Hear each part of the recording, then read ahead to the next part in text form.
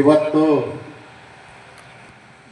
ಆರೋಗ್ಯದ ಬಗ್ಗೆ ಅರಿವು ಮೂಡಿಸ್ತಕ್ಕಂಥದ್ದು ಮತ್ತು ಸಾಮಾನ್ಯ ಚಿಕಿತ್ಸೆಯನ್ನು ಮಾಡ್ತಕ್ಕಂಥದ್ದಕ್ಕೆ ಸಂಜೀವ ಮೂರ್ತಿಯವರು, ಅಧ್ಯಕ್ಷರಾದ ರಾಜಾರಾಮರವರು, ಮುಖ್ಯ ಅತಿಥಿಗಳಾಗಿ ಪಾಲ್ಗೊಂಡಿರ್ತಕ್ಕಂಥ ಡಾಕ್ಟರ್ ಚಂದ್ರಕಾಂತ್ ನಾಗ್ ಸಂಸ್ಥೆಯನ್ನದ ಬಹುಶಃ ಪ್ರಪಂಚದಲ್ಲಿ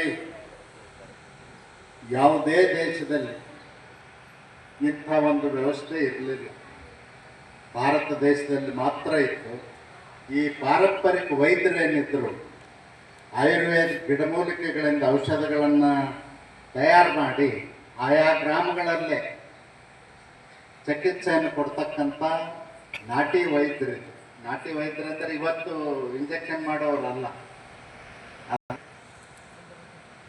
ಈ ಪಾರಂಪರಿಕ ವೈದ್ಯಕೀಯ ಪದ್ಧತಿನೇ ನಶಿಸಬೇಕು.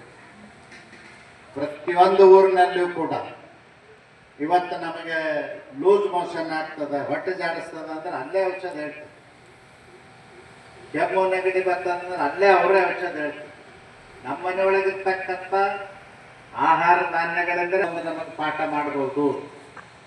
ಯೋಗ ಹೊರದೇಶದವ್ರು ಬಂದು ಕಲಿಸುವಂಥ ಪರಿಸ್ಥಿತಿ ಬರ್ಬೋದು. ಅದಕ್ಕೆ ಯಾಕೆ ಬರ್ಬೋದು ಅಂದರೆ ನಾವು ಬಹಳ ಸುಲಭವಾಗಿ ಪಾಶ್ಚಿಮಾತ್ಯ ರಾಷ್ಟ್ರಗಳಲ್ಲಿ ನಡೀತಕ್ಕಂಥದಕ್ಕೆ ಕೂಡಲೇ ನಾವು ಒಪ್ಕೊಂಡ್ಬಿಡ್ತೀವಿ.